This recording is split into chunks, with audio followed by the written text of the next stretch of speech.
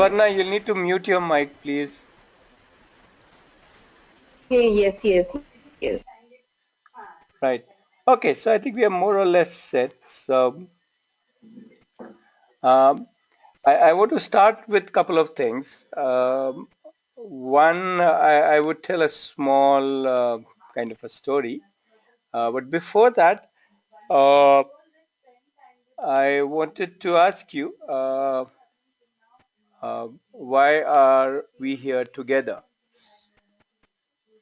Why are we here? Why are you here? Or rather, why are you here? Um,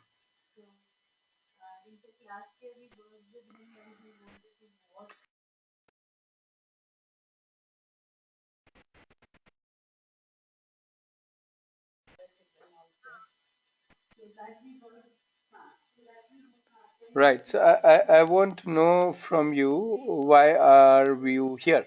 As in this session. That is my first question. And then I'll tell you a little kind of a story. So you can come on mic and share, and or you can, if you want, you can put it in chat window, though that's not really preferred. So it would be nice if you can come on the mic and share, why are you here?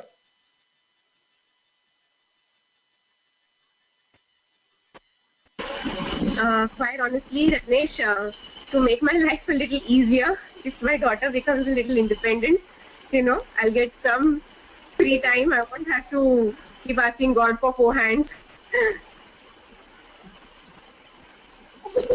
Okay.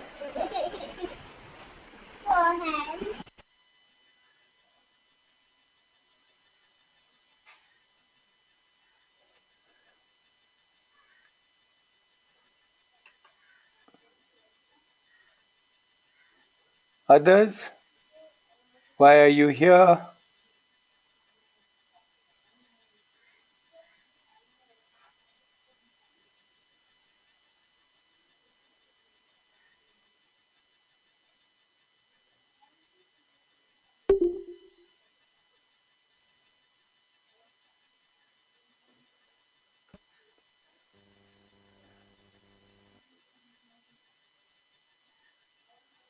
Right? I want you to share, why are you here? Simple. Why are you interested in this session, or not even why are you interested? You might be interested in this topic. That's okay. But why did you want to be part of this session?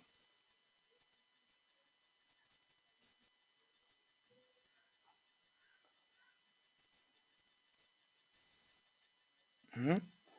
Pretty nice saying learn and update about something new. A little more specific. Why are you here? What is it that's something new that you want to learn? And as I said, I'll prefer mic, because then we can actually interact much better. I don't so much like chat.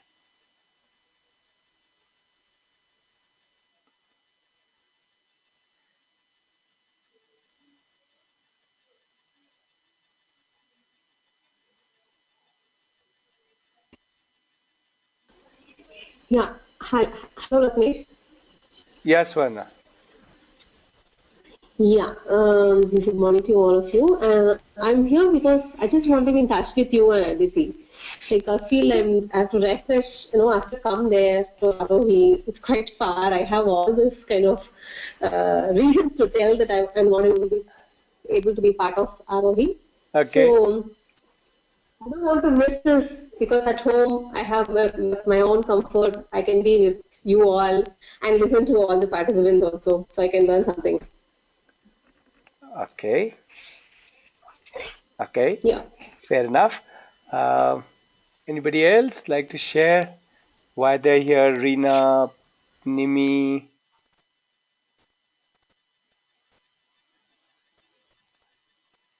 Anuradha, Angelina.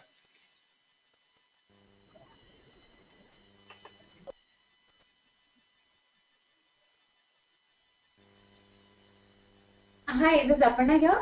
Yeah, Panna. It's more, it's something similar to what Swarna said.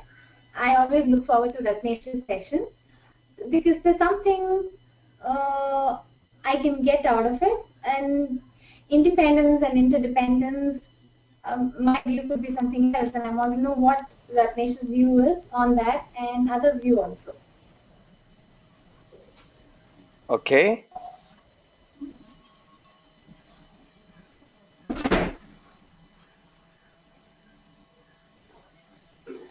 I second Aparna's thoughts.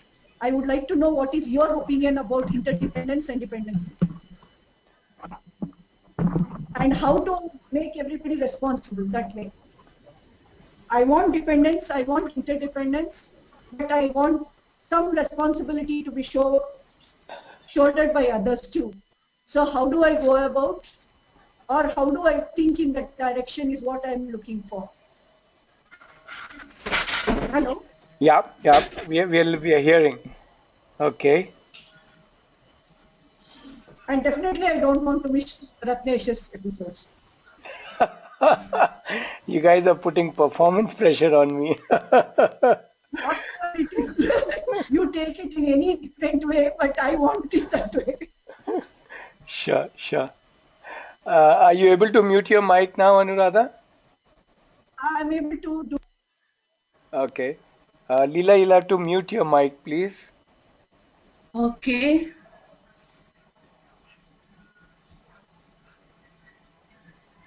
Right. So we're just sharing.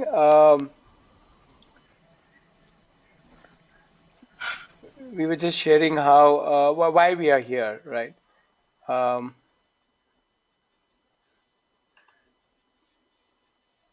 yep. Anybody more Hi, thoughts? Ratnesh. Yes, Munish. Hi. Yeah. So my reasons for coming.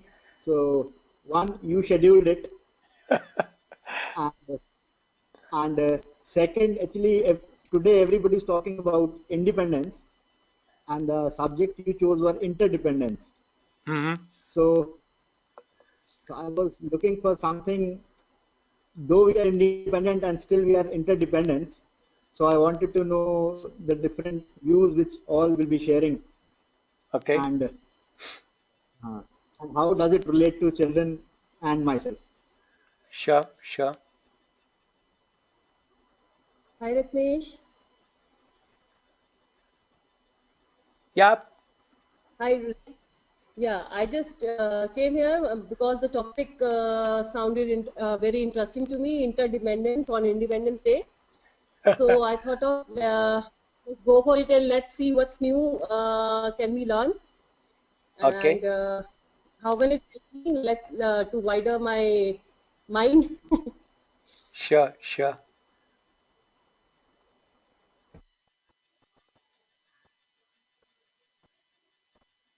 Hi Ratish, hi everyone. This is Nimi here. So like everyone was sharing, one is yeah Ratnish's session, don't want to miss, and then about the topic of interdependence, like that thought of about interdependence. So I would want to learn from everyone and share and look at different perspectives.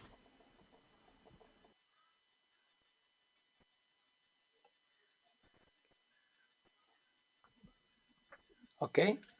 Ratnesh, interdependence is a compulsory factor in our life, but how to better it is what I'm looking for if it comes to that. Okay. Hello? Yep, yep. How to better Yeah. it. Okay. But Yeah, how to better when you say better it, what do you mean? What are you trying to better? the relationship, interdependency. How to better it in a comfortable way where each one of us are responsible for our dependency. Okay, okay. I think we'll talk about it a little later. Responsible for our interdependence. Okay. Um, okay. Anybody who has not shared, like to share?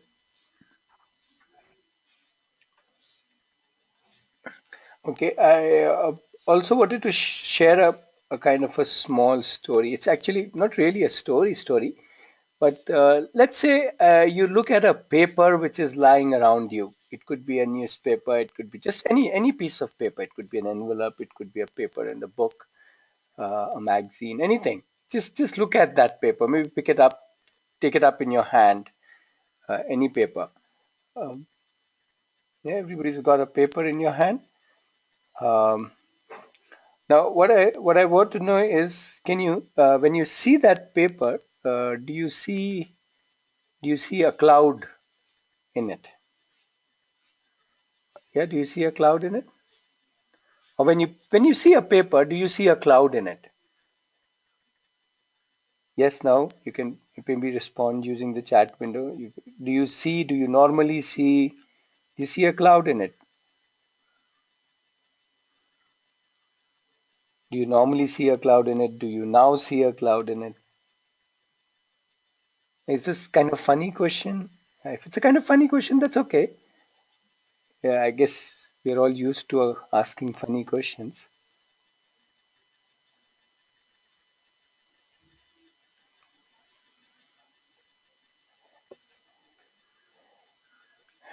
Okay, so I see a few no in the chat window. So you're saying you don't see a cloud in it. Now, uh, if you kind of little zoom out and think about clouds and think about when you think of clouds, you may think about rain because clouds sometimes brings us rain.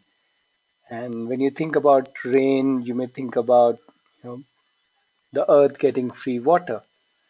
And when you look at earth getting free water, you can think about or visualize trees and plants growing and growing, and maybe growing bigger.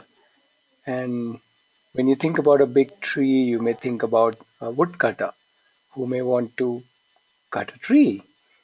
And when you think about a woodcutter cutting a tree, you may think about him selling the wood and to a paper mill. And when you think about that wood being sold to a paper mill, you can visualize the mill, kind of making the paper, going through various processes and it becoming a paper. And when you can think about wood becoming paper, you may think about the paper that you are holding. And now do you see the cloud in the paper?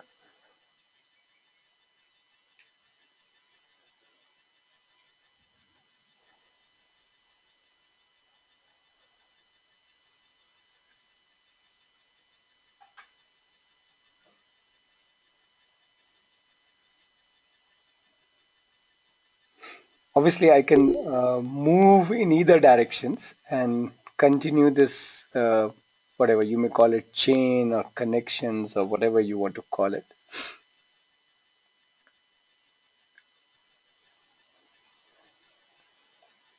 Right. So that's kind of my way of looking at, or rather, one way of looking at interdependence.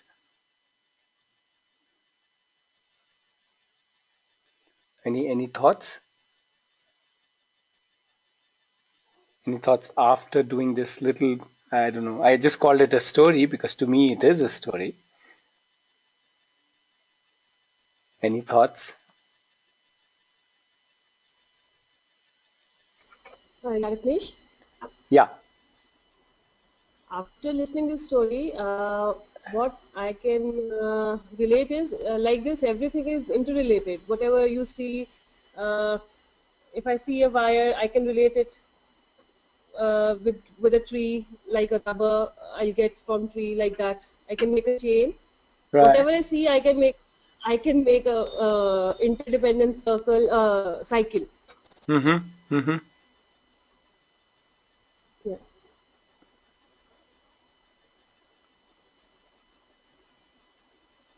More thoughts? Yeah. Anybody else?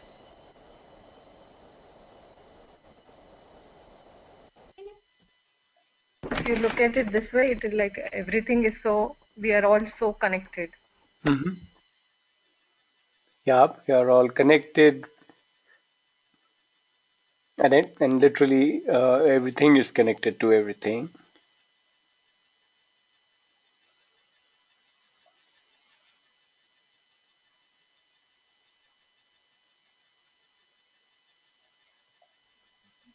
Anybody else? I feel we all exist. I feel we are all existing Mm-hmm. Go as ahead. a whole. Okay. As a whole, we are all existing as a whole. Okay. And maybe we are seeking space, a little of our own space, Mm-hmm.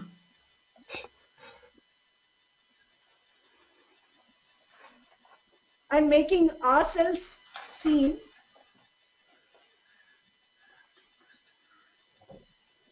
making ourselves seen. Yeah. Okay. What I feel is like we all are so much interdependent. Like if you take any object, it is made up of atoms.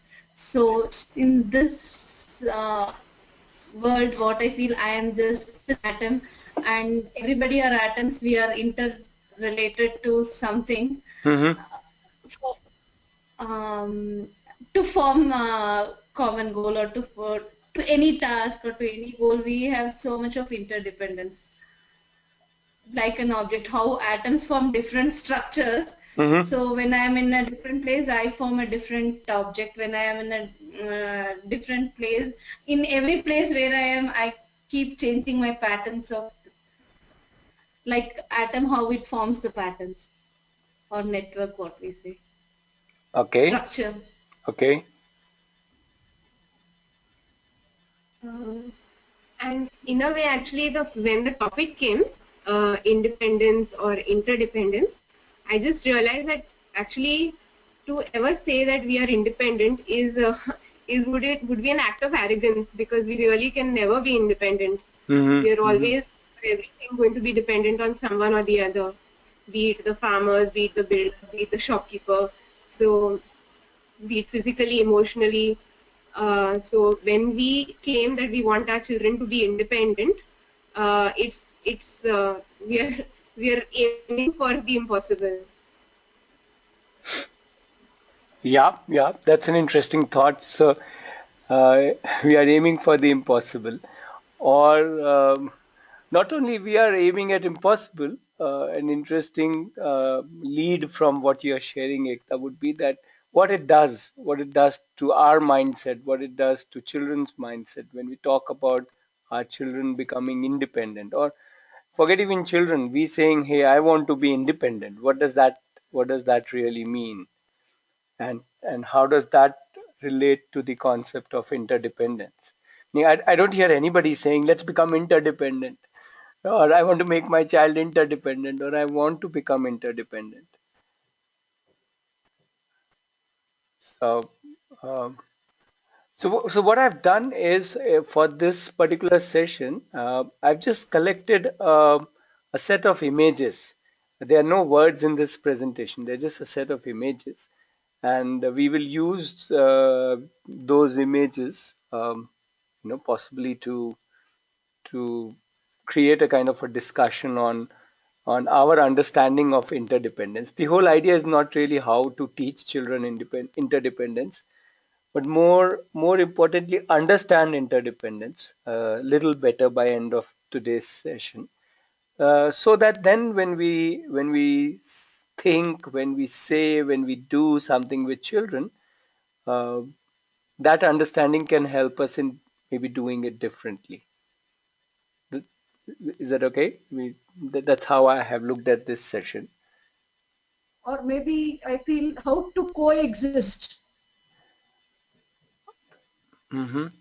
Well, How to coexist well, you with cannot not coexist. what did I couldn't get you? I'm saying you cannot not coexist. Correct, correct, So, correct. so it's not that we. Coexist, coexisting with our responsibility or with Well, our I don't know about the responsibility part. I'm just saying just the realization that we cannot not coexist. not.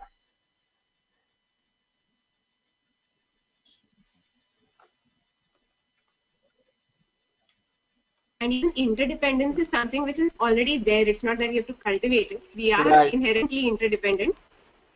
Only thing is that one, we need to accept it more fully, and we Right. need to make the best use of it. Yeah, I would be kind of with you, Ekta. The idea, yes, we definitely do coexist and are inherently interdependent. The idea is to, yeah, just understand it more. And I think that that itself is important. And also see what notions we have built, which kind of makes us believe that maybe we are not interdependent, or maybe we look at things, start looking at things differently. So let me put on the first visual, um, or rather after the first slide.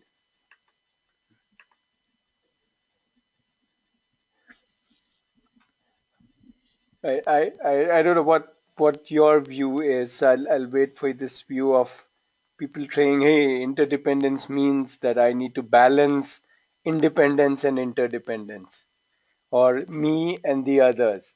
What do you think about this thought or this belief? Me with others.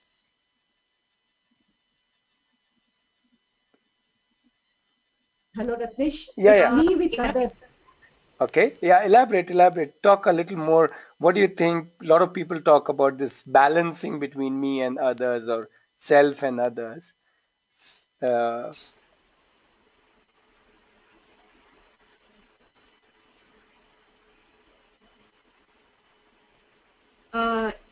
Uh, my thoughts are that this visual makes it seem that both. If self-interest is high, then interest of others is low, and vice versa. But mhm. actually, it not be like that. I grow along with the others, and others grow along with me. So both move in one direction. It's Mm-hmm. not one against the other, or one at the cost of the other. Okay, interesting. Okay. Just keep moving. Just keep moving. Okay, okay. Something similar to Ekta. When I look at me and others, I did the simple activity that you just said about the paper seeing the cloud. What I could feel was, I don't know where interdependence comes here. It's only an extension of me. Everything. What, for example, if I get the food right in front of me, if I'm eating and I'm going down and eating, or even if I'm not going down, whatever I'm eating is coming from far away place or wherever. It's coming through so many people. So it's part of my extension. So where is the other? Where is the me? I don't find it. Everything is like it's all mixed up. Okay. I brought this visual because one of the thoughts that I often hear people is this whole concept of balance. So we need to, balance it out. While what you are sharing, Ekta, Anuradha, Aparna, is not at all about balance. So does such a thing like balance exist, or we don't need to bother about it? We can drop that notion that we need to balance between myself and others. What do you say? How does that work?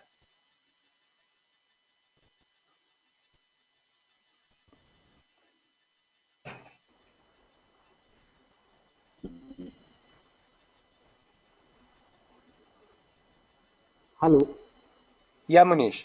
Hello. Yeah, I feel like whether you follow your self-interest or the interest of the others, but you always have to be interdependent. Hmm.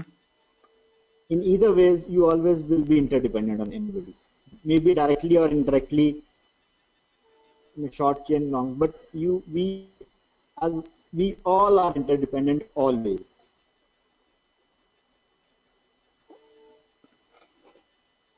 Okay. Ratnesh, Yeah. according to me, there is no balancing. It is only acceptance. Even if we feel that we have balanced, it depends on the other person to accept it. Only when it is accepted, when we can say we have balanced. So, to that micro level, there is no balancing factor there. It is only acceptance of what we Hmm. have got, or what we are into.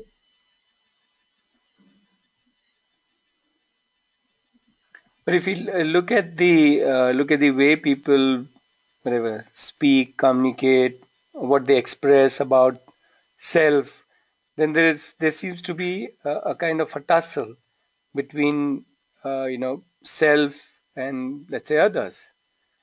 And a lot of time the message that is given, let's say, to a child is to be independent, to be yourself, right? So what is the self then? To be like in yeah to look at oneself in as an independent person. Right? The most common thing that I hear is that I want my child to be independent. So what is this independence then? Ramesh, animal world is a very good example for interdependence and independence. Mm-hmm. It is just that when there is a need, they look for their food. Otherwise, everybody exists in their own way, in their own style. So that should not be a factor. Maybe we can even there is a what do you say a organized pattern. Even in an animal world, there is an organized pattern. So organizing ourselves to the need to the pattern is more important than anything else. Okay.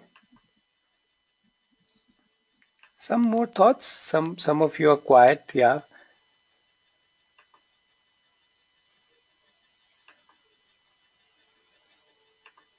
See, from my childhood, if you just take, my parents keep telling me to be independent, do my work on my own.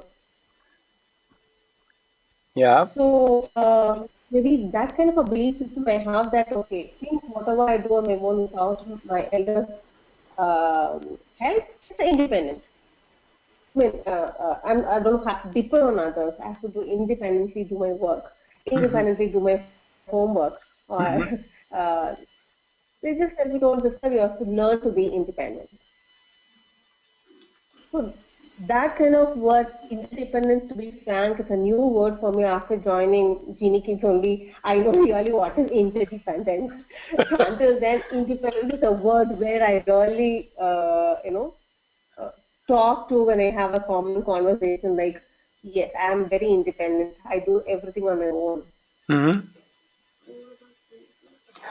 So interesting. So when you say that you do everything on your own, what does that mean?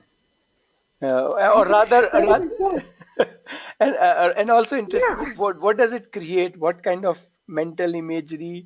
What kind of belief Yeah, system what it kind of creates? image I have is cook anything on my own. I should not ask my mom to disturb her when she's not well before my wedding and all. When I go to college and come back from college, she Hmm. said, "Don't depend on me. You have to be independent. You serve yourself or you cook yourself whatever you want and you do it."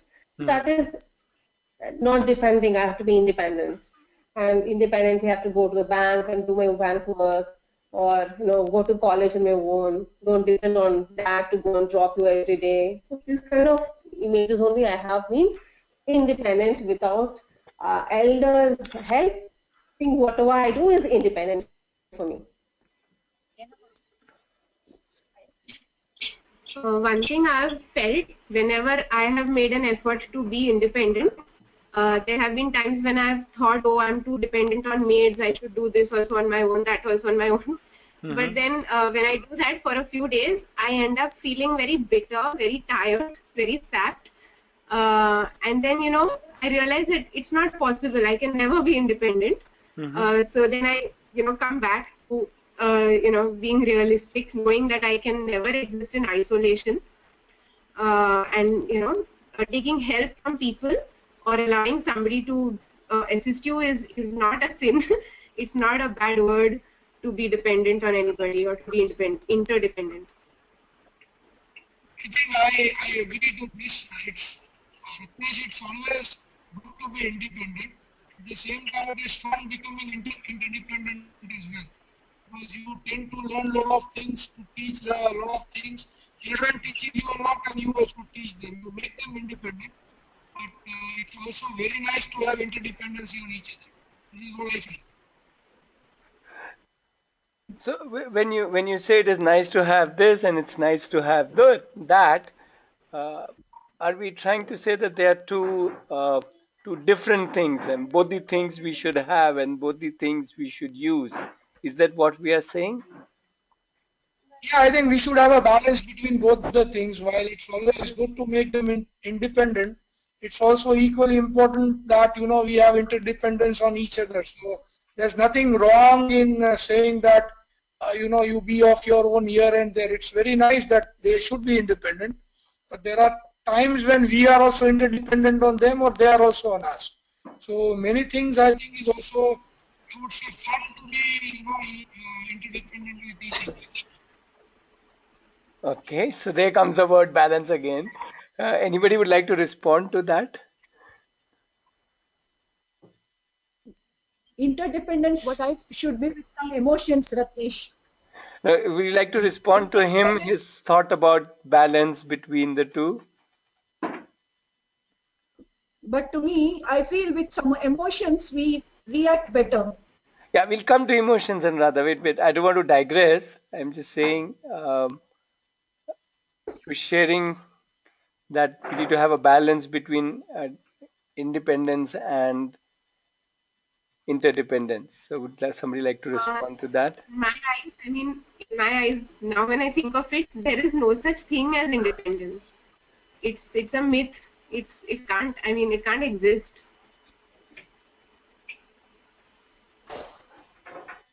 Okay, just talk a little more. When you say it's a myth, it can't exist. So how does things? What is? How do you look at things? If I were to give it a visual kind of analogy, it's like a big table on Hmm. which everyone brings what they can do best and what they know best and what they enjoy.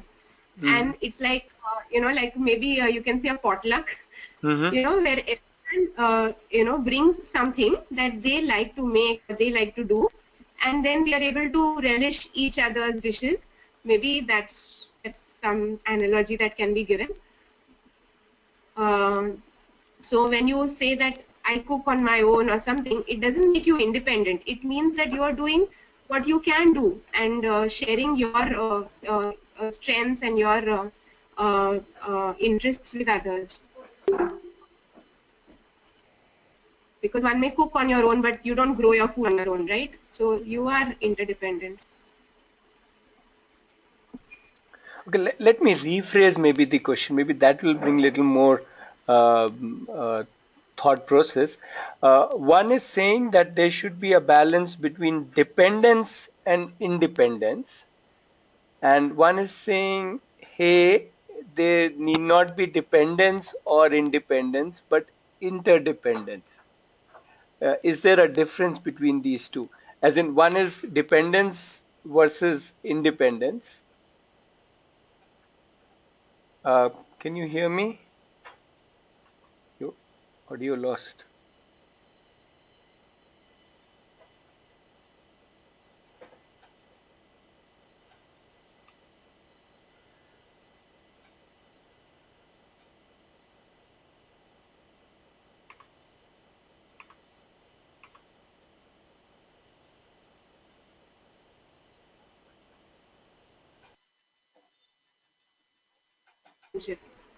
Hi, sorry, I think the audio connection got lost. Can you hear me now? Yes, yes. Okay, so let me rephrase. I don't know how much of my last question that you got. I was saying one is the balance between what I'm calling as dependence versus independence, and one is another concept called interdependence. How are these two different? The concept of dependence, independence versus the concept of independence. So when you're saying that there needs to be a balance, I think what typically people mean a balance between dependence and independence, not really a balance between uh, Yeah, interdependence and dependence. Sorry, independence. Sura. I think Ratnesh, Good job. be dependent. People want to be independent. At the same time, there would be several times where we're not able individuals to hear you. Just 1 minute. Just 1 minute. Voice. Others, please mute your mic. That would help us hear whoever is sharing. I think there is a lot of difference between dependence versus independence, and the difference between dependence versus interdependence. When we say dependent means, we do not want them to be completely dependent. At the same time, I think independent is a very good option and which they should be learning in life. But interdependent with parents or with friends for give and take, I think that should be the ideal way to be in line with independent and interdependent, not taking only dependent into consideration.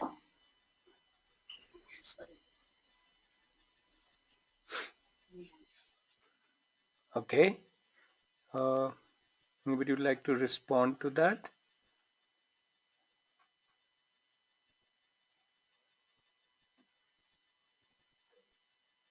Generally, when we say independent, what I feel like people work more towards self-interest, and when we talk about interdependence, it is taking others taking consideration into consideration other interest also.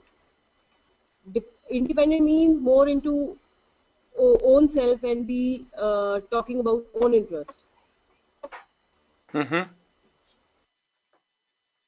Okay, so can you just elaborate on the other one? So independence, you said, is more about own interest. Uh, what did you say about interdependence? Interdependence means when you try to give and take also. That is interdependence. You give and take. But even in independence, you give and take, right?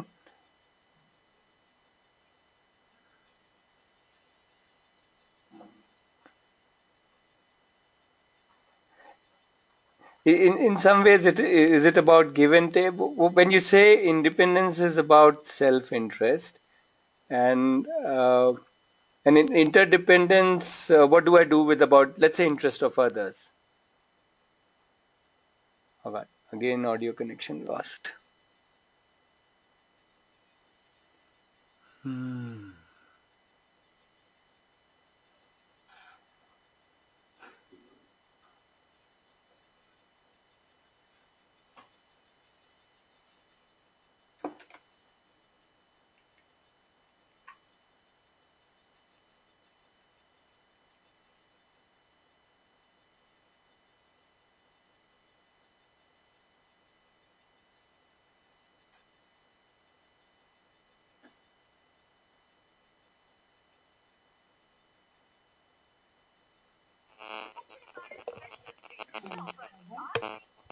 Maybe I'm disconnected. I'll only call.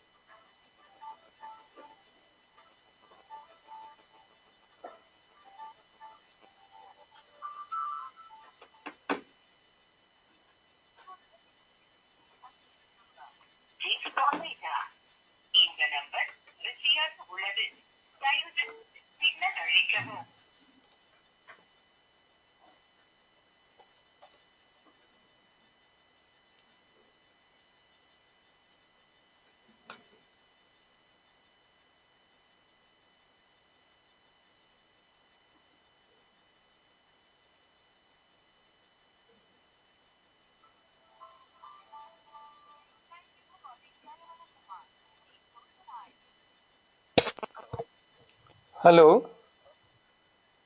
Yeah, good morning. Actually, I had a session today, online session. So because the router was giving yesterday some trouble, I connected it directly, my laptop directly without the router through the login screen. So I was using that. Now suddenly the connection has got lost. Twice, once it lost, it got back. Now it is last few minutes it has got lost.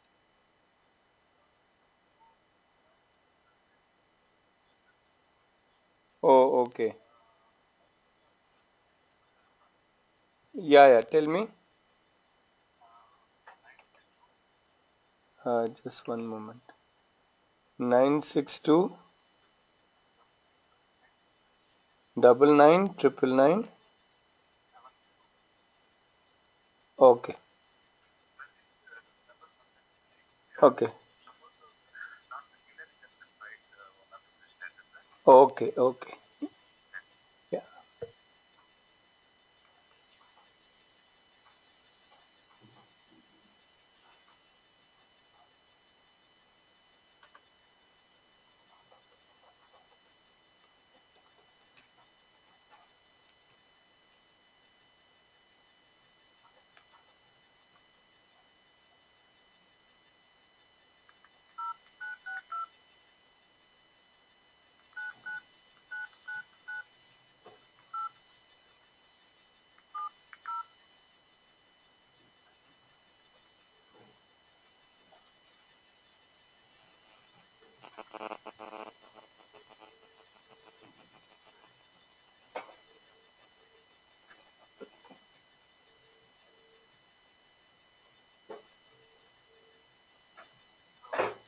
Hello.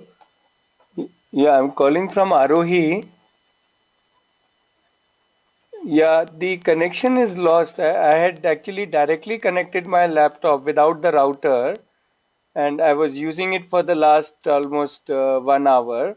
But now suddenly, last few minutes, the connection is lost. I'm middle of an online session.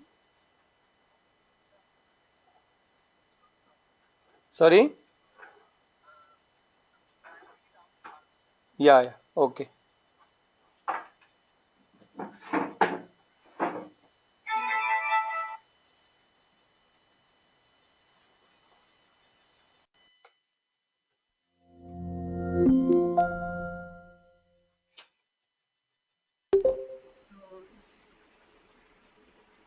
Hi, can you hear me?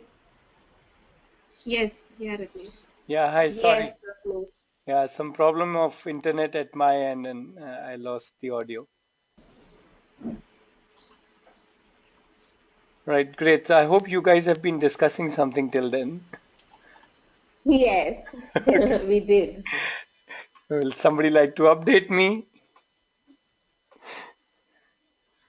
Yeah, we were discussing more on independence and interdependence. Mm-hmm. Nina said that, a woodcutter, uh, he can be independently, he can, give a beautiful, he can sculpt it beautifully, but he is so interdependent with tools, and he needs wood, he needs all these things around him, so he's interdependent. Yeah. So we're all interdependent. Even I feel as independence, the more I dwell on this topic, I feel that independence is meaningless at times. Interdependence, it has more meaning because we are so interdependent with small, small things around us in everyday life, in daily things, like, Yeah. right from cooking. We need some ingredients, we need vessels, we need gas. We are so interdependent. But we as a person, I'm cooking, that's it. But I'm so interdependent with other things around me. Right. Also, I think the notion is that that's why I was giving that the dependence independent, these two words seem to be opposite to each other. When I say I am dependent on you, Hmm. and the other could be I am independent, I don't need to depend on you. Those seem to be working as opposites. But when we think of a concept which is interdependence, then it kind of encompasses everything in itself. It is not trying to say that you are independent or dependent. It is saying that it's all together. Right. Let me put together one more visual, which I quite like. Yeah, this one. Um, can you see the visual, which is this, like a like a like a each wheel turning, but each wheel turning, yeah, the cog and the wheel kind of thing. The each in itself, uh, we are turning, but that we are turning because we are interturning. If I can use the word interturning, which is no word, meaning I'm creating a word. So we are turning because we are interturning. So we are moving, as somebody else had also shared, I think, Aparna and Ekta, we are moving together. Right? Yes, we are still each an independent, whatever, molecule or atom, as Leela said, and we are each by itself exist, but we exist because we coexist, which is where one of the thoughts that I get is that a lot of, where if I look at the world around, if I look at my own messages, the messages that I got as a child, and the messages that I have been giving to people, to children, and the media and other people, if I listen carefully, almost everybody seems to be talking about independence and in many different ways. And I do want to explore that for a little while, because unless we are able to understand interdependence, and we can't understand without understanding what are we doing in the first place, what kind of images, belief systems are we creating by the word independence or by different ways of independence. So then we can possibly understand that we are uh, understand interdependence. In some ways, if we can remove the whatever the blinds or the curtains of independence, we can then see interdependence in a very obvious way. So much of the work on independence is, I would say, is to remove all our beliefs and all our uh, uh, yeah, curtains which independence has put on our mind. What do you say? Yeah, there's a glorification of it. Absolutely. There's people feel proud to say I'm independent, but not realizing that it may not be the best thing. It's not even true. And I mean, like I said, even sometimes emotionally, when somebody had brought up the topic that emotionally at least you should be independent.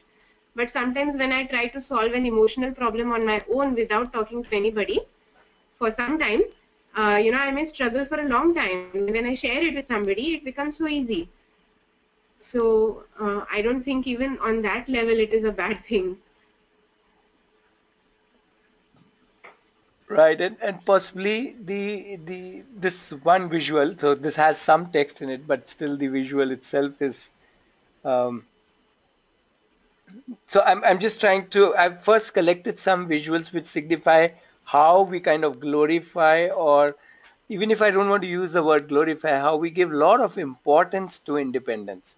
And in that whole process of giving so much importance to independence, we have we have actually had no time or no space to understand or focus on interdependence. So one way is to diffuse the importance of independence, and then in and when we have kind of removed that, then automatically the understanding or awareness of interdependence will come.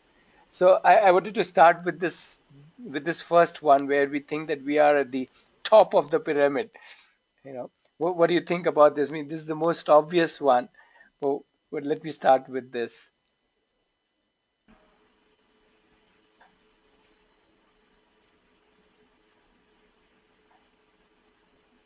I mean, it is one of the biggest Yeah. mistakes man has made in believing, that he is on top of everything.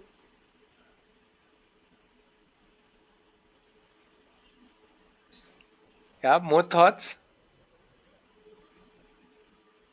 What I would like you all to do is, rather than comment on these pictures as a spectator, let's see how we have contributed to these pictures, how we have only created this kind of a thought process, how we have communicated to our children, or even how it was communicated to us as when we were children, and we might be doing something similar to our children. How we are communicating this in many different ways.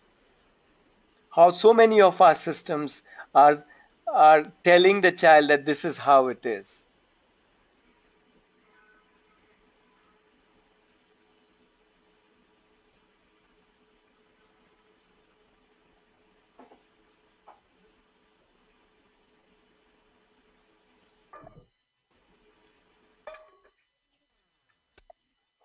Yeah, on a macro scale, if you go to see, say, like the way mankind has treated nature, it's a very, like, human beings are the supreme beings, and done a lot to destroy nature, not realizing how everything connects, and how a simple act of say using pesticides in a farm can destroy the cycle. So these interdependence has been, the cycle has been broken, and then we suffer because of that. Yeah, but Ekta, my request is that this kind of a whatever macro view tends to intellectualize the problem, tends to say, oh, the problem is made by somebody else, right? I'm saying, Right. let us see what are we doing about it. How are we contributing to this pyramid versus the web part or the circle part? How have we, what kind of messages have we given to our children? What are the kind of messages we have in our brain, what kind of beliefs we have in our brain which contribute to this. So forget all those bigger somebody has created, man has created this problem. No, no, no. Let's see what I have created, what kind of beliefs I carry in my mind, what kind of statements do I make, right? What kind of thoughts do I share, what kind of things do I do which contribute to this. Because I'm saying at a macro level, we can all sit and say, man has destroyed the earth, kind of a thing. But that doesn't help anybody in any which way. It only intellectualizes the problem.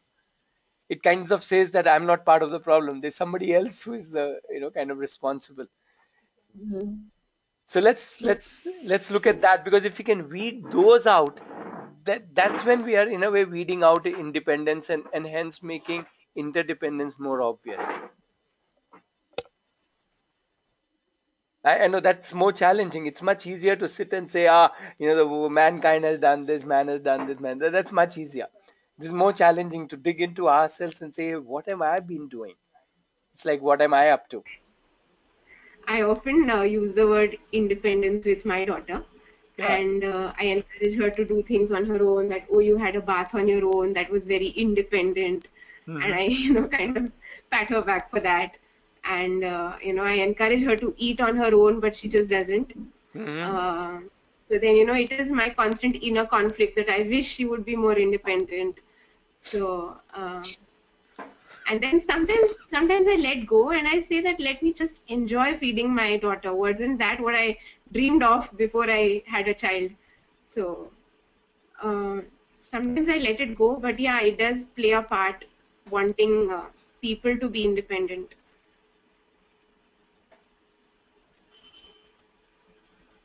It puts a lot of pressure actually on others as well as on yourself. Okay.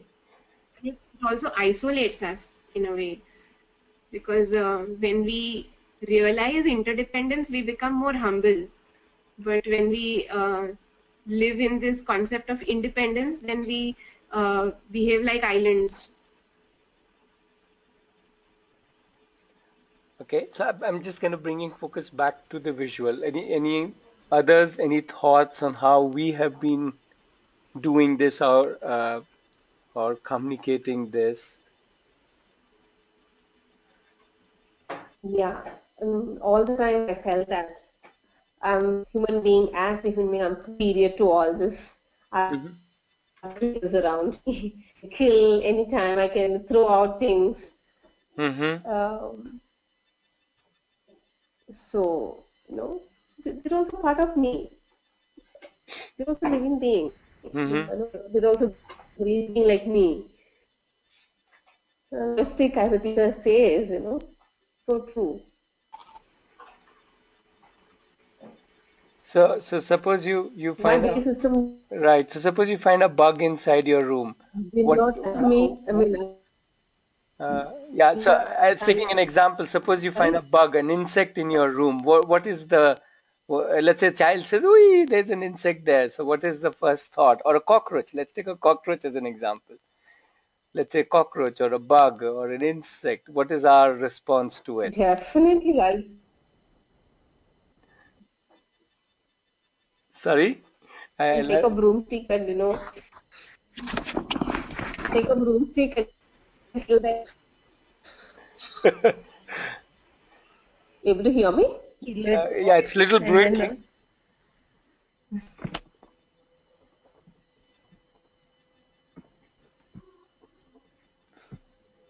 the more we understand this concept of interdependence and other things, that the beliefs that we carry, I think it also connects to the values that we try and teach children about respecting things, respecting nature. All this would come when we ourselves are more clear on our interdependence kind of thing. So now if we say cockroach, the first thing that we do is we want to kill the cockroach or throw it out and do Hmm. something to it. So Hmm. what kind of a message are you giving to the child from the lowest level of things that is possible? Right, precisely. That's exactly my point. I mean, what message we're still giving the pyramid message, both to ourselves and to the child, right? That we are there at the top and Yeah. we can control And different then we things. expect, Yeah. yeah. And we try to bring about themes which teach about responsibility, which bring about respect, valuing things, valuing. Yeah.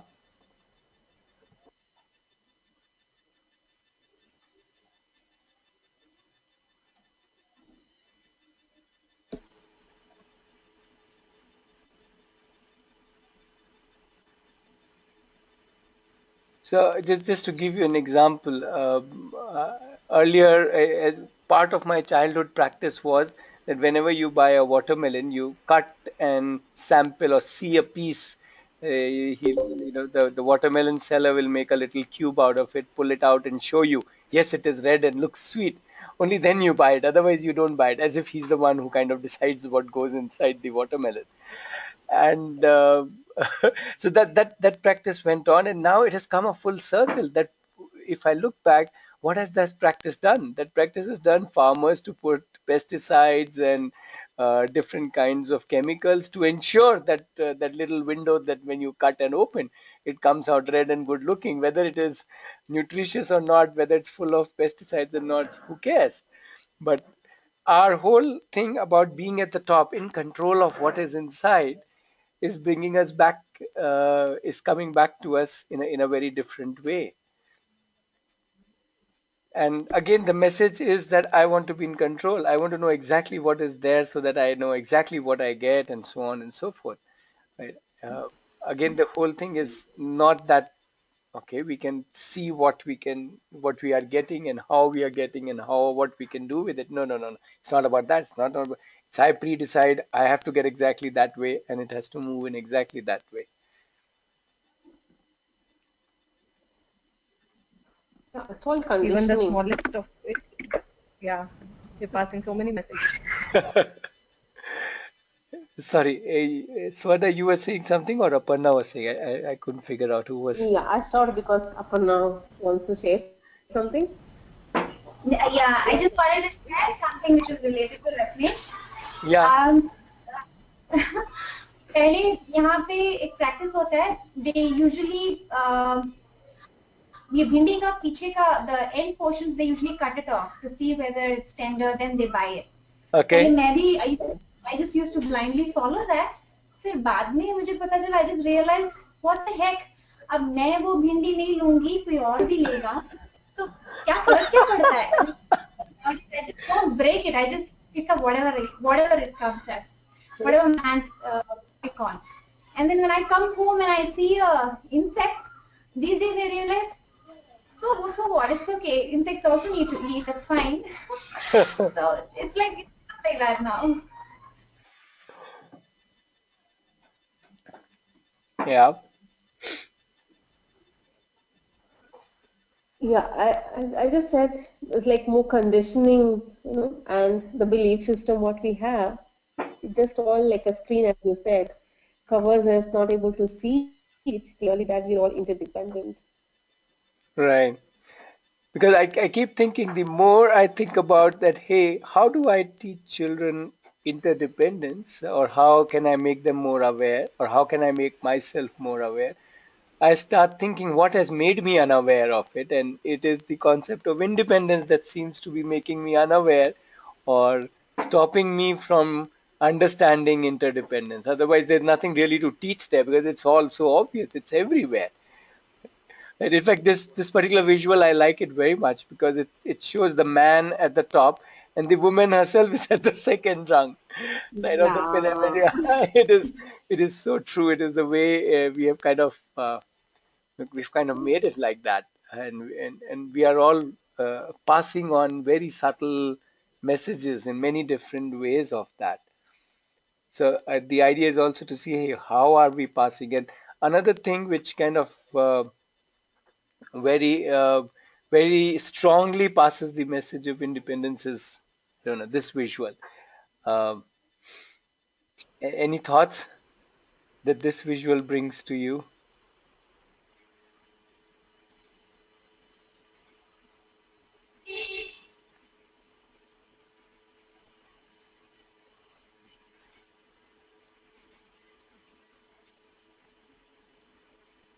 It's like taking a portion of it from one whole. Hmm. So everybody wants to have a share of pie. Yeah. Mhm. We don't think whether it is available or not, but we want our share. Hmm.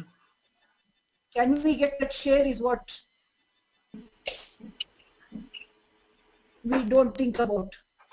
How much we should get or what is that we can get. Those questions are not there. I want my share. So you talked about I want my share, but there's a presumption that I um, um, that I need to have my share. Only then, or rather, there is And there that is. Yeah, sorry. Go ahead. no, that is acceptable. I need because we need to exist. We need some share. But trying to forcefully take it in a Okay. bigger chunk is man's human nature is what is not acceptable. Okay. Okay. Take as much as we require. Okay. The Okay. need is always Okay. I think you're talking about that each one of us wants to take more, right? yes. Okay. There's something else in this visual. It's all apart from that we want more. Reminds me of a family. Like there may be one breadwinner, Mm-hmm. and then the whole family kind of, in a way, uh, depends on him Mm-hmm. for bringing in the dough.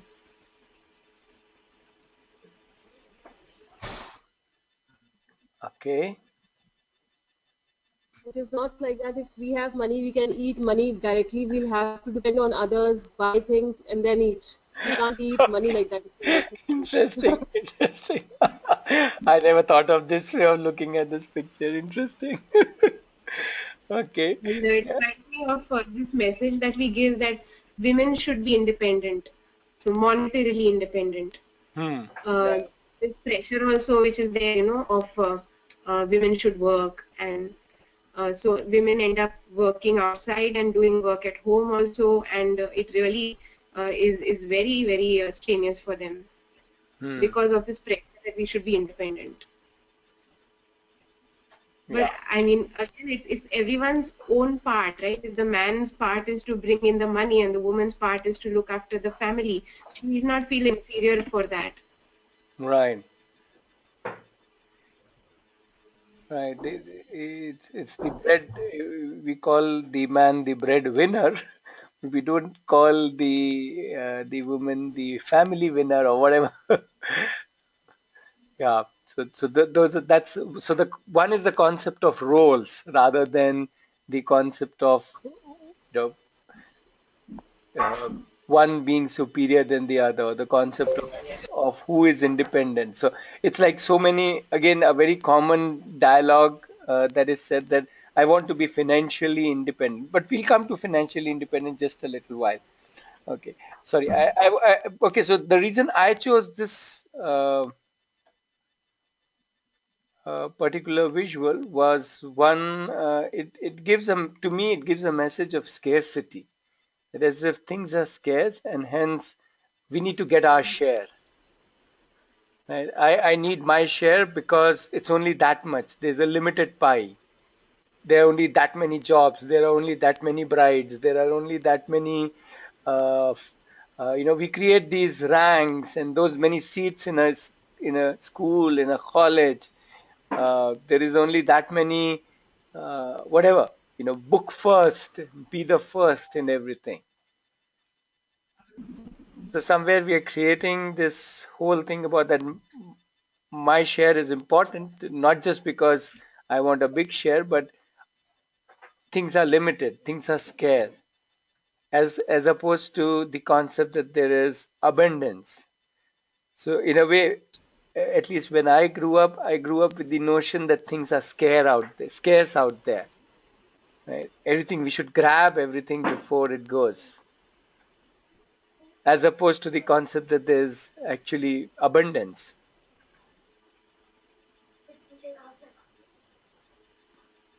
What do you think?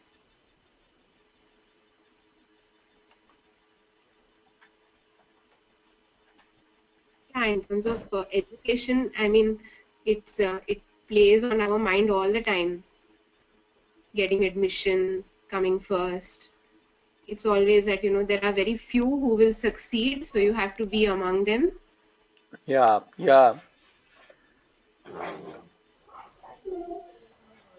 And everything is scarce. There's only one, whatever, winner. There is only one top position. There is only few jobs. So there's this whole thing that we create. We create an environment of scarcity. And then we want, obviously, if you create scarcity, that everybody will run towards being or wanting that. In fact, this was something which was very interesting. Me and Aiti was discussing, and the question came up that are we like this from birth? When we are born, do we want me, my, share why do we need to kind of teach children interdependence? Why isn't it more if I see a 5-year-old or a 7-year-old or 10-year-old? I don't see them naturally interdependent. I see them more naturally me kind of thing. That's happening. If you keep a cake, everybody wants his share. Right? Not really, not everybody bothering that, is there enough for everybody? So why is that happening? And so if you kind of uh, go back and kind of start thinking about very young children, let's say 6 months old, 1 year old, 1.5, 2 years old, they don't seem to have too much of me. They are kind of with everybody. They're kind of both at the same time fiercely dependent and at the same time fiercely independent, which to me means if they can be both together, then that means they're perfectly interdependent. So somewhere, That's because of non-availability. sorry. That's because of non-availability or at a lesser scale. Though you have a desire to have it, you're not satisfied with it, and you haven't got enough of what you want.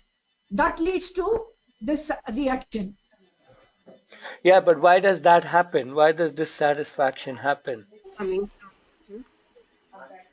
Why are we dissatisfied with enough? That is where I'm saying, is there a, is there a sense of scarcity that we have created in everything? have we already created that in the child's life, and child is growing in an environment where the child feels everything is scarce. That's what I want to think. Right, survival for That fit. could be the factor. No, that could be a factor, but we have, according to me, how well we support the child to get away from this. You can do it if you can take, you can have as much as you want, only if you contribute towards it. Should be the factor that should be put in the child's mind. If you can work on it, if it is your desire to have more, then work on it and take it. Right. My question is, why isn't that natural?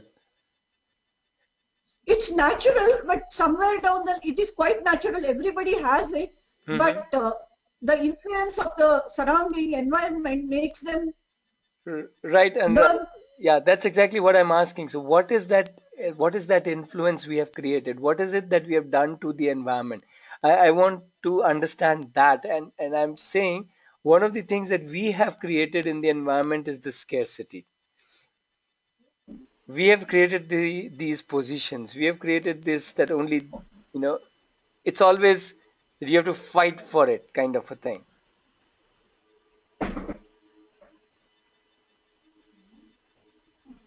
I don't know. Let me ask other people more thoughts. What do you think about this whole concept of scarcity?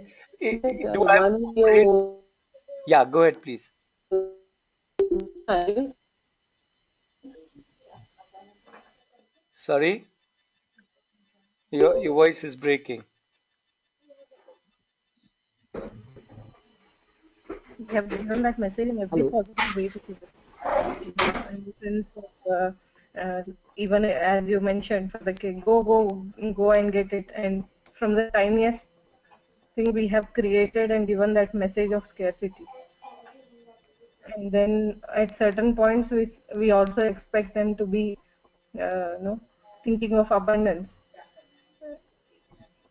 So, for example, the competitions, there's only one winner, and all of us are running for it.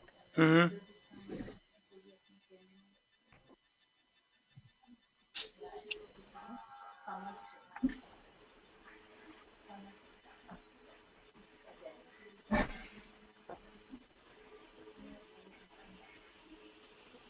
hello Ratnesh. Yes, Hello, we can hear you. Ratnesh, Yeah. you said, yeah, that it's not your full child. They are independent as well as interdependence. Can you just tell me what is independent now? I'm really lost.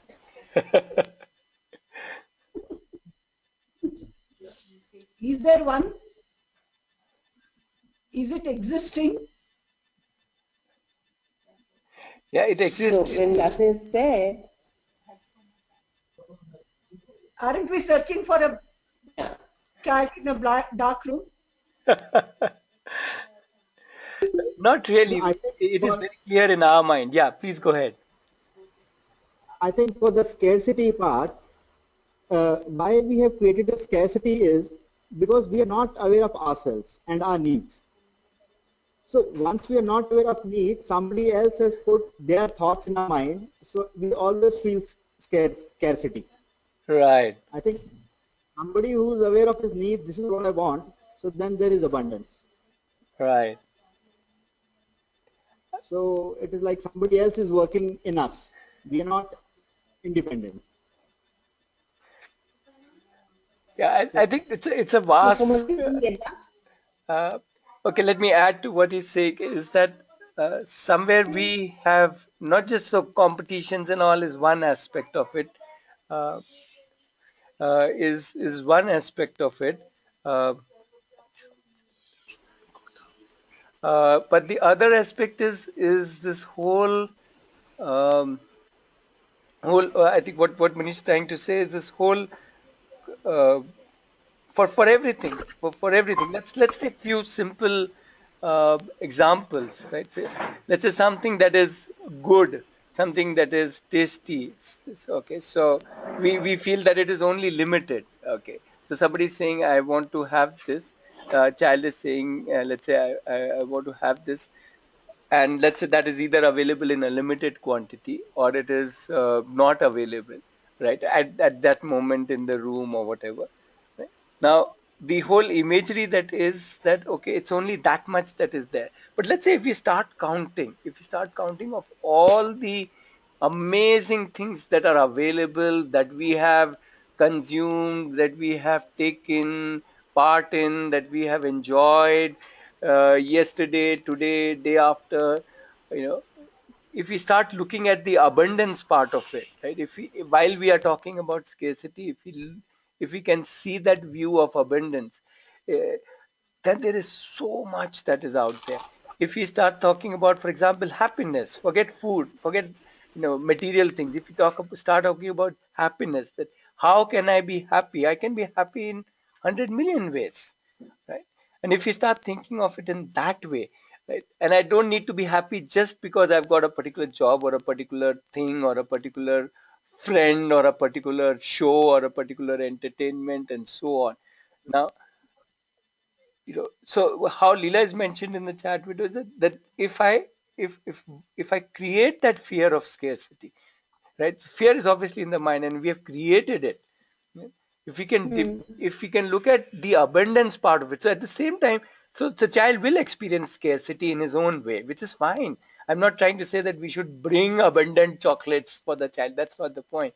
But we can also bring in if we can first think about how there is abundance of so many things in so many of our lives, so we can, if we can constantly look at as much as the scarcity pops up in our day-to-day life, we can let abundance pop up in our in our life. It's like, oh, there's so much air around that I have abundance of air to breathe. Let's start there, and go on and look at so many of the other different abundances in our life. Then we realize that the scarcity is only a notion that we are choosing to focus on.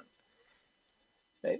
So then I realized, okay, I'm focusing on something scarce, and that is creating tension in me. It's like everybody says, hey, can I get my child admitted to that school? I say, yeah, but there are 100 other schools. No, no, no, but I want my child in that school. So we have created that scarcity, and then there is tension, and then there are parents lining up outside that school whole one day before, sleeping on footpaths to get an admission into a particular school, because in our minds we have created that scarcity.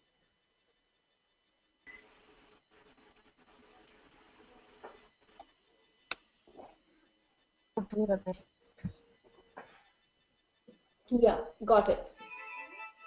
And obviously one of the things which is very related to this concept of scarcity is our good concept of money.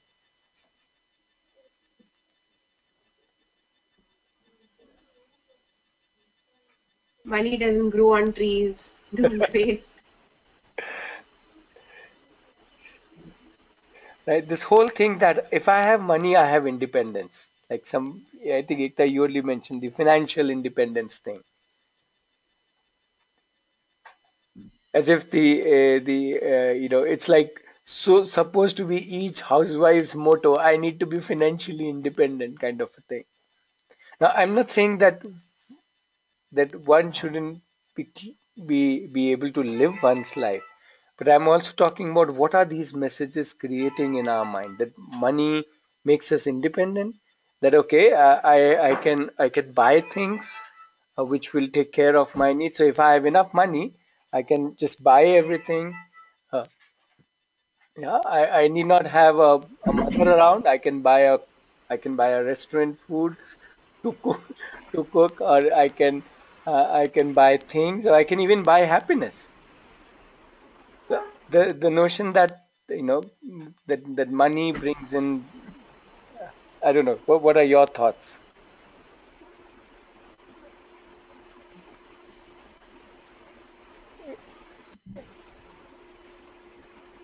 But tell me the secret, Rajneesh, how to see the money as abundance. Really, I want that. One of the examples that I often give is of pocket money. So personally, I've never been in favor of the concept of pocket money, because a lot of people tell me that, hey, Okay. this is how you teach value for money. I said, I don't want to teach value for money. I want to see understand that all of us just use it, and obviously we have everything, at a moment it is only limited, next moment it is, if you look at a larger picture, it is unlimited. But what does pocket money do? Pocket money makes it that I have only a scarce part of it, and now I need to kind of fight it out. I need to struggle against it, struggle against that constraint. What if we said that instead of that, we just had something which is common, a common pool, and let's say the family has a common pool, and how does the family operate now that there is common pool with different people having different needs? Somebody wants to buy a new sari, somebody wants to buy a new digital gadget, somebody wants to buy a new cycle. Now, how do we go about understanding needs versus, uh, let's call it money? Then suddenly it's not just about fulfilling, because the moment you give me my pocket money, I have to just fulfill my needs. And the moment I have to fulfill my needs, after those are met and the money is over, I want more, because I've kind of only fulfilled that much of my money. So then, which is what is happening, let's say, to a billionaire. A billionaire has billions, and then a billionaire still wants another billion, double my money. I'm Hmm. just giving you an example of, again, how, what message are we giving to the child? Are we sure we want to give the message of money, or are we in clarity that money is of no value? It is only a matter of exchange. We exchange one to get something else. And if it's only a exchange tool, then why do we need to value it in that sense? Then I should value everything, every breath I take, every step I take, everything that I make, and everything that I do. Then everything should be valued. Why shouldn't anything be not valued?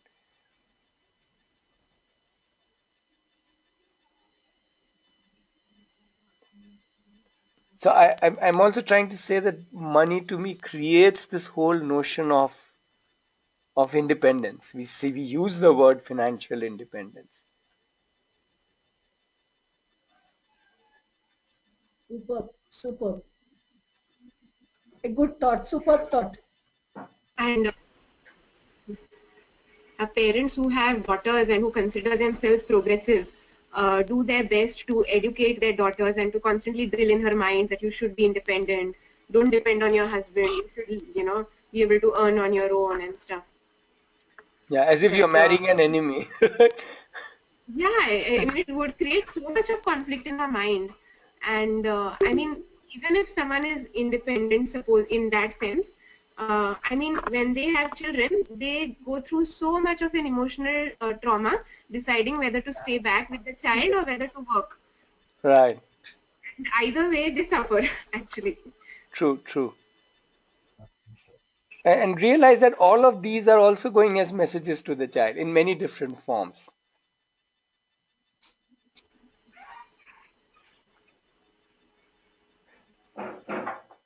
Absolutely.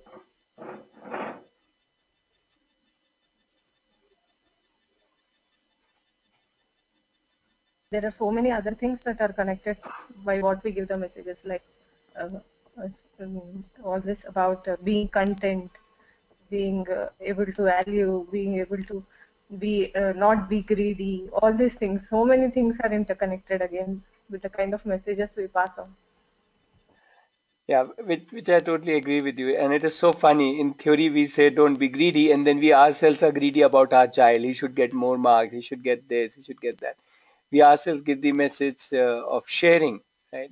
As if sharing is a kind of a transaction that it cannot be there naturally, and we need to teach sharing to the child, right? Which is what will kind of bring me to my next visual. Uh, when I was a child, people will give some gift, and typically those days gifts used to be from neighbors in the form of a dish or something like that. And we were always supposed to return the gift, in the sense that if somebody has given us, then we should also give to them. As if a gift is not gift, but gift is also a transaction. Yeah, but as I've in the last few years, as I've been running Aarohi, and so many people have been giving us so many different gifts, monetary gifts, non-monetary, but different kinds of gifts. I've realized to just how to receive. without worrying about whether I've done the deal kind of thing. I've returned it in toto. And when I realized that, and this is something that I would look back at a young child. A 1 year old is not trying to repay anybody there, right? Let's say if a 1 year old is around you, he's having fun, he's playing, he's demanding things from you. You are also giving him different things, uh, time, and so on. And the child is just there. He's a being. He is not trying to be anything else. He's just accepting your gift as it is. And what we get from the child is separate. We don't need to draw an equation, right? So again, we've kind of made the life an equation where independence is so valued that I need to, check my list. Okay, X gave me 10, so I need to give 10 back. Why? Because then the equation is balanced. Then I'm independent. But what if we just let gifts flow from us, which actually do? If I forget that I need to repay, then I start looking how trees gift us, how rivers gift us, how clouds gift us, how animals gift us, how so many other people are doing so many wonderful things, right, in this world which is gifting us so many things. Somebody's singing a song, somebody's dancing for us, somebody is playing a game for us in a sports field, and so on and so forth. If I start looking at the abundance of gifts that I am getting, and I don't need to repay anything back, I just need to be as part of the whole system, then there is no need to be, don't need to balance out the equation. So money, gift, scarcity, all to me are very related concepts, and concepts which we have been kind of uh, teaching our children to balance it out, to kind of, so that you can be the aloof one. You can be at the top of your own pyramid, rather than not even thinking of whether I'm in top of any pyramid, but just being part of a whole togetherness. Your thoughts? What do you think when you get a gift or give a gift or whatever? Directly, all the things. Sorry? Can anyone counter this thought? It is so profound. Definitely nobody can counter this. I want to stop this. If there is a countering act, I don't want to hear that. So profound it is.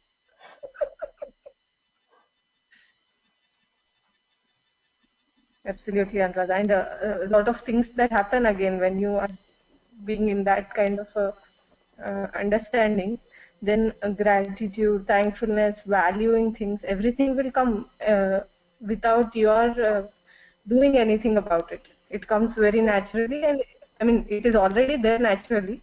We try to intervene in between and hamper things, but when we are in this realm of things, then it comes it goes with the flow.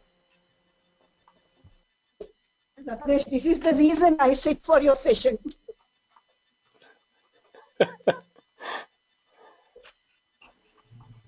From today onwards, I'm going to receive gifts so graciously. I used to think, oh my God, I got something, I have to return something. That is true. That I is feel very it true. being there.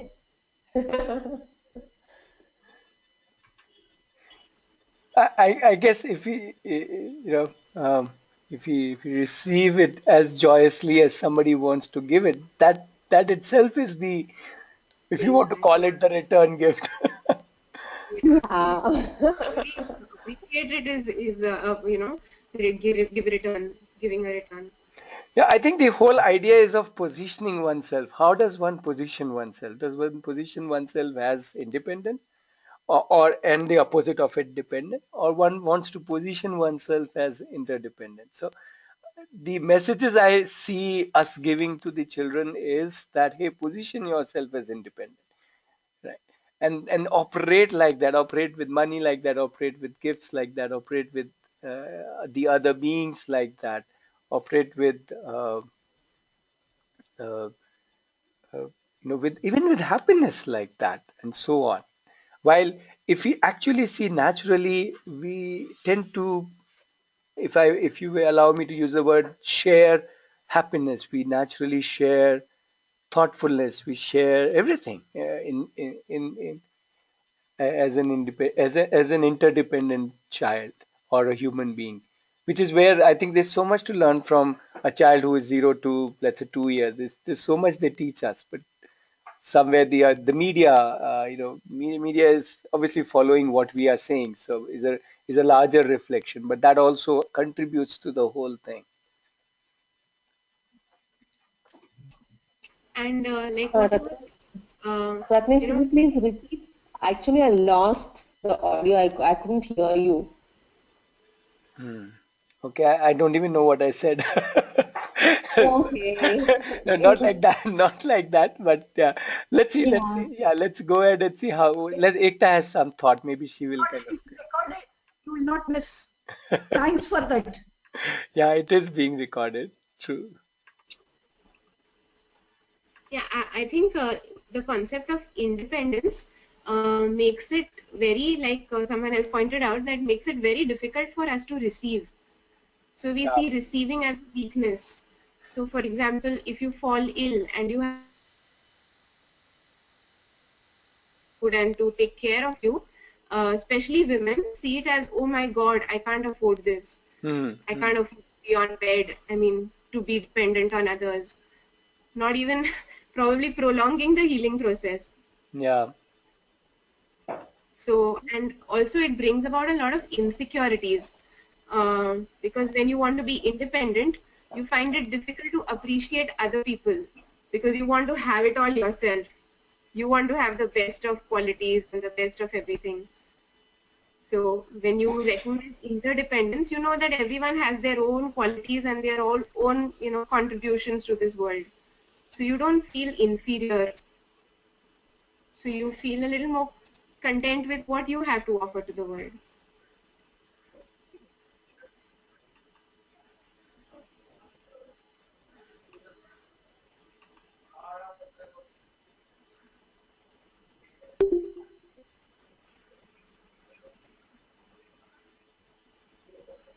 Okay. And let me put one more visual. Uh, this is from the movie or the novel Life of Pi. If you have seen the movie, then you will get the thought that which to me was the most significant thought from the movie. I don't know how many of you have seen the movie Life of Pi or read the novel, either of the two. Hmm. You can Read just and yeah, just put it in the chat window and let me see if I need to summarize the movie for somebody. Or somebody who's not seen, maybe you can put no, so we know who's there. Uh,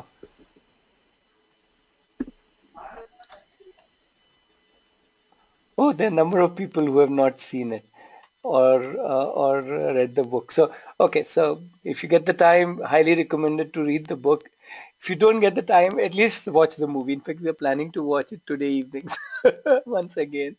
So, uh, if you know the summary of the story, the story is very simple. There's this guy, which is seen in the picture, who is in a boat with a tiger, right, in the ocean, and for many, many, many days, months actually, right. So anybody who has seen the movie or read the novel, the whole, what was your takeout from this whole journey of his crossing many oceans over months, staying with a tiger in just a boat?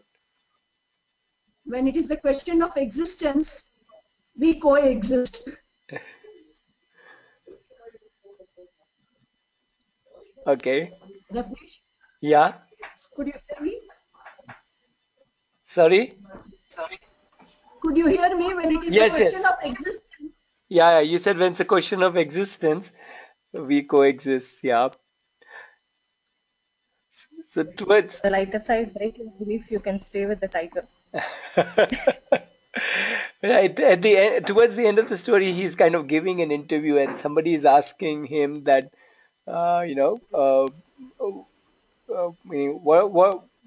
would you have wished that the tiger was not there in the boat, somewhere on? So what he says is, to me, the crux of the whole thing. What he says is that it was because there was a tiger in the boat that I survived, right? So which is what I think Anuradha is saying. uh, the his fight was not with the tiger, but the tiger in the boat helped him to survive everything else. and which is where it was not that obviously he was not dependent on the tiger. He could not have been independent of the tiger when you are there in one boat, but because he understood the dynamics, even animal whom we don't relate to on in our day-to-day life, the tiger, that too in a boat with us, what kind of interdependence at an emotional level, at a mental, psychological level, at a social level, what role did he play in that long journey, and how he could survive because there was a tiger in the boat. So he very clearly says, if I was alone, I would have never survived this whole, whatever, being in the ocean all by myself. So although what looked like an enemy was also an interdependence, and that to me is something so beautiful, because we are again trying to classify what is supporting us and what is not supporting us, what is kind of opposing us. But if we looked at everything as just a force, and the one which is opposing us is as much in our favor as one which seems to be supporting us, then we can understand the true essence of interdependence, because everything is the one which is pushing us as well as the one which is pulling us are both kind of playing for us. I don't know if that is making any sense, but that to me was the overriding message from the novel, and also from the movie. Very true, Ratnesh. Anybody else especially who have read or seen the movie, wants to share on this particular aspect of?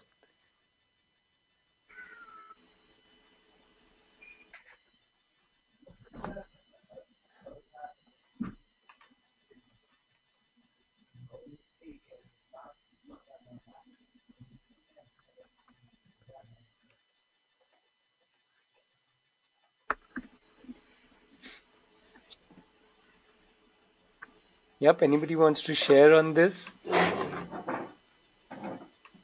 mean, for me, the message really was his ability to have faith. I mean, he was a kind of religious boy, and I mean, this journey really tested his faith in every which way, and his ability to look at things in a different perspective. To really, I mean, I think there was a point where he was evaluating what are his options, that he's sharing a boat with a tiger within a day or two, and uh, he found something very different, a different way of dealing with it, rather than becoming going into despair or trying something. I don't know. I think that relates with your session of creativity. I mean, he was very creative in dealing with the situation, and his faith was unwavering.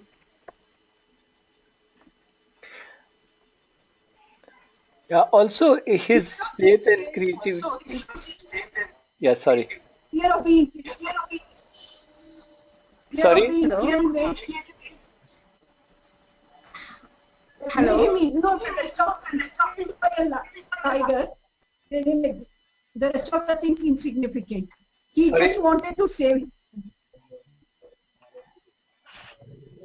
Sure, and in a funny way, the very wanting to save himself was not so much. Initially, it looked like in the short view, it looked like that he was trying to save himself from the tiger. But finally, what it became, that very tussle became his way of saving himself from everything else. Yeah, somebody else wanted to share. I heard two voices. I would like to share that at the time when it was compulsory for him to stay with the tiger in the same boat, he shared that I cannot live the same way. I have to learn how to live with the tiger. Sure. That is, we need to learn how to deal with the situation or whatever it is. So that's the learning for me in that.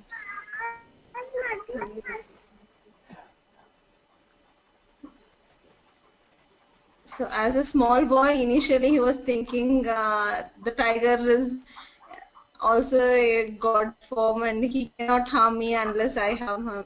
so he has some kind of perception on the tiger, Right. and then he understands in the boat like how if I have to live together, it has a different pattern and I have a different pattern. If we have to coexist, what I need to do. Right. Right. And also interestingly, if we look at now, even our interdependence with the situation, right? We tend to think independence is when I'm in control of the situation, which is again to me an image. And if we get locked up in that image, we suffer a lot because at times we are not in control of the situation.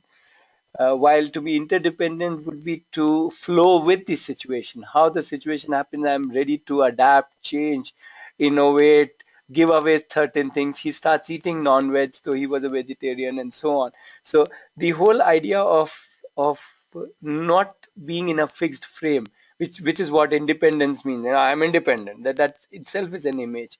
But when I'm interdependent, even on the situation, even on the circumstances, even on the state in which I wake up every day morning, I can kind of, then I don't have to live up to certain image. Then I'm actually truly interdependent, even with the time and the flow of life and nature, right? So again, the notion that I need to be in control, I need to be independent, I need to be in charge, uh, can be relinquished very easily when we don't when we realize that it's much easier to flow with things rather than try to every time say that I have to stand up and be the top guy. So that's again one kind of interesting aspect of interdependence, where you, not just with things and people, but also with time and situation and circumstances and so on. And I don't have to be uh, of an image of independence.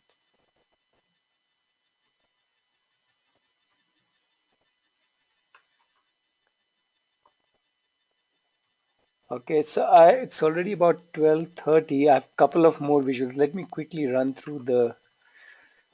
Uh, this is a very any quick thoughts on this?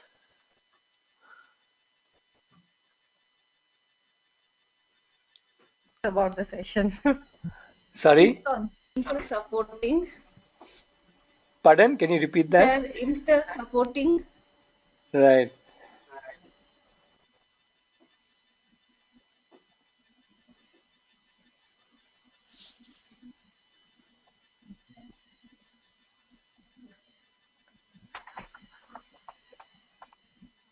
Yeah, any other thought?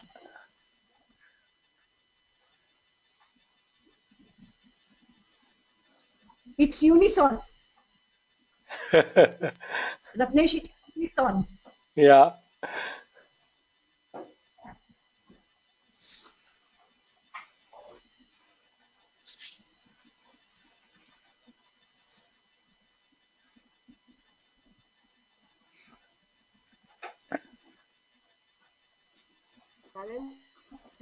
The beauty of this pose in the interdependence.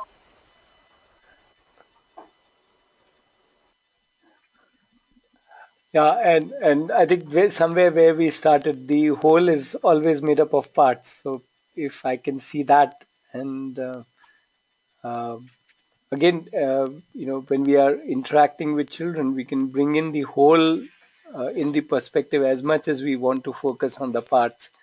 That is important because again, we tend to, for various reasons, we tend to focus more on my part, my role, my what results I created, rather than as a whole, what have we done, where have we reached, how it is looking, how is it complete, how we are all together, where have we, because we cannot be moving. It's like the earth isn't moving in separate directions. We are all moving as one together, one globe together, rotating around the earth, or sorry, the sun, and so on. So if you tend to bring back the focus on the whole result of the whole rather than results of the part, wherever, in whichever way we are working. As much as I want to, let's say, cook good food, if I only focus on that, but if people are not enjoying the food, then as a whole we have the whole result is different as compared to if I only think of my role and say, hey, I've cooked good food and that's the end of it. So again, where we focus, not that we shouldn't focus on the part, but I'm saying simultaneously focusing on the whole. Uh, Somehow that's the thought that I had when I picked this visual.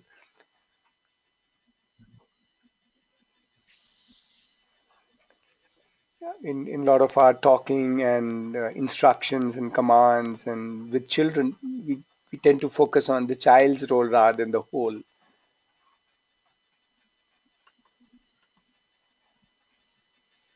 Okay, this particular visual, since there's less time, I'll just leave you with the thought. Uh, I like this visual because it's like it typifies to me the whole, approach of I'm not part of the problem, as if the problem is caused by something else, which is in a way, yes, it is true.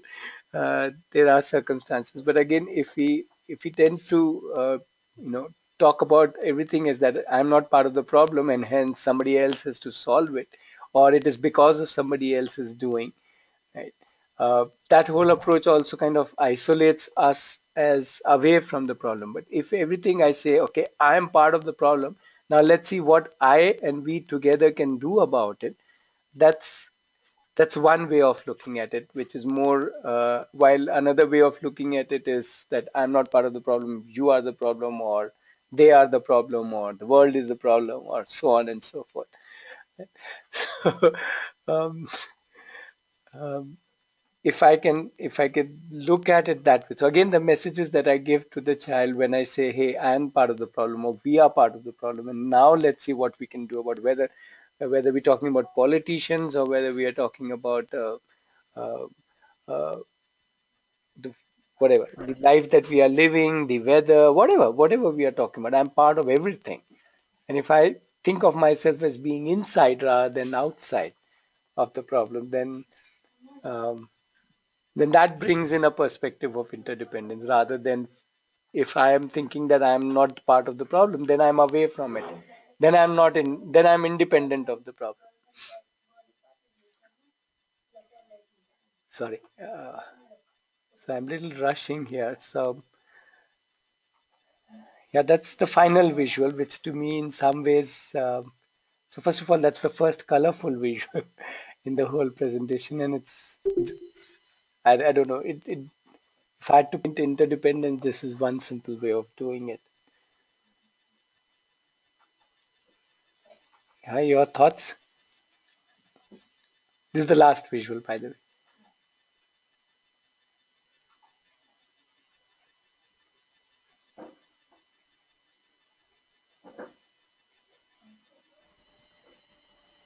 Nature itself is interdependent.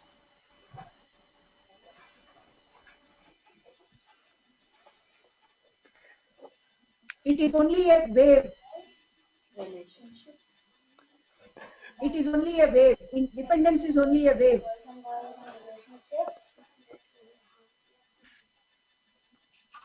Okay, you need not just react to the visual. If I just liked it, so I put it here. You can just kind of summarize your thoughts if you want to, because we are already at stepped over the time. We started a little late. Yeah, it's already 12:40. So just share your thoughts, whatever thoughts are coming, not necessarily about this visual. This is, you can say, my summary, so you can share your summary. Also, I mean, being thinking about yourself as independent brings a kind of finality to everything. But interdependent, like there's no beginning, there's no end. Everything flows into each other.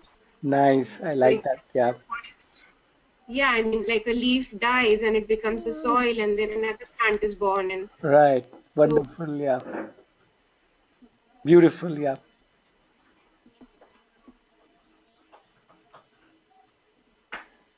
yeah. I like that thought about finality. As a Yes, it tree, does. Yeah, yeah, Leela. huh, as a tree, I stand for myself, and I am interdependent with many things. Like as the wave flows, as the sunlight, I use all the things, and I am dependent on them, and but still I'm independent to stand on myself.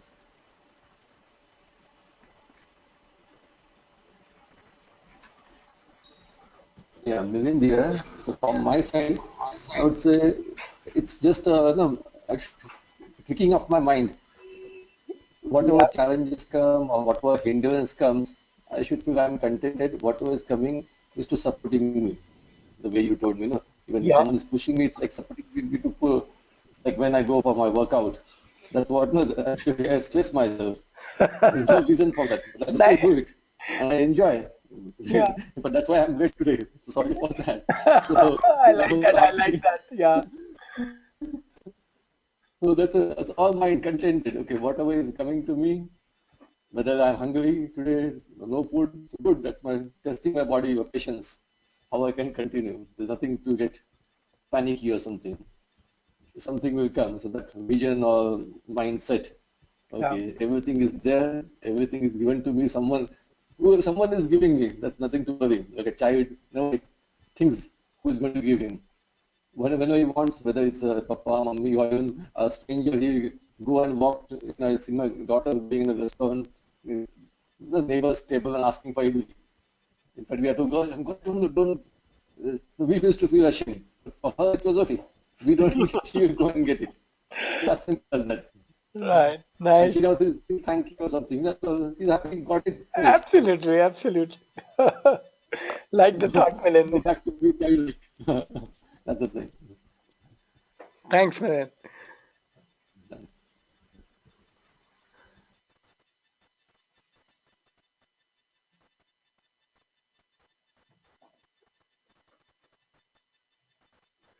Others, would you like to quickly summarize wherever your thoughts are that, or whatever thought is right now in your mind? Share that. So we had some of you shared.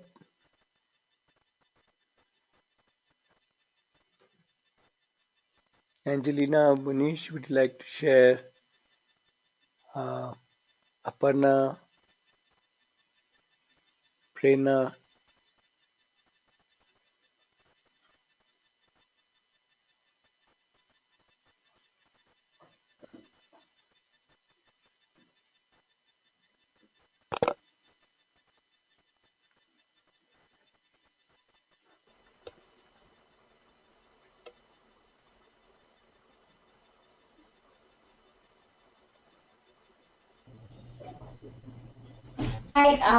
I have nothing much to share, just maybe two words.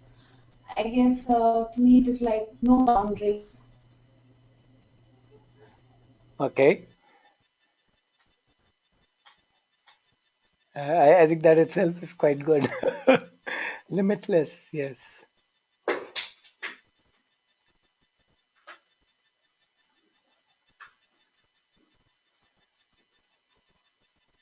Anybody else would like to share? We can kind of little close the session.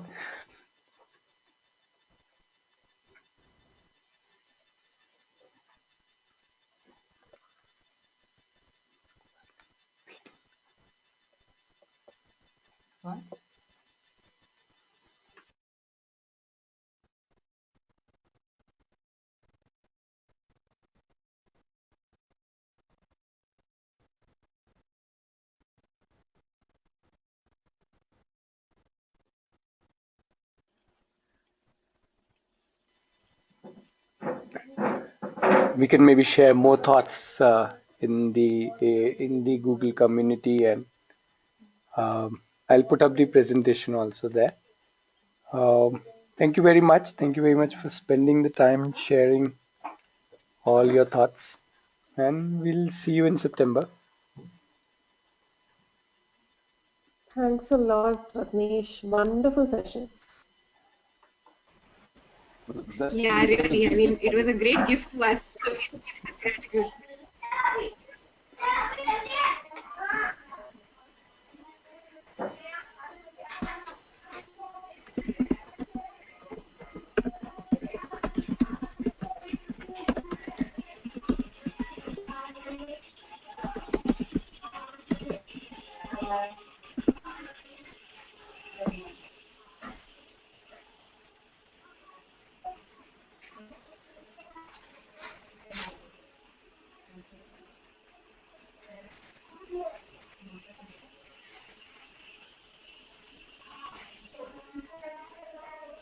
Ratnesh?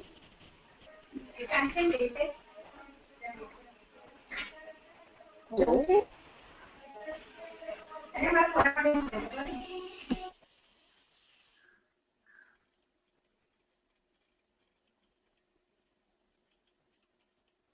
Hello?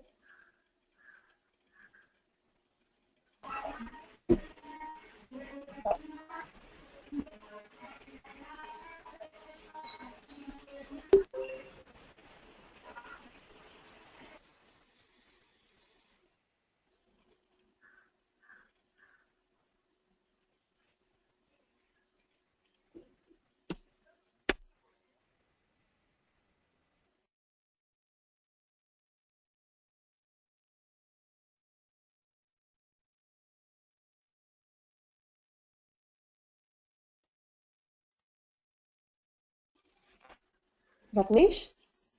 Hello?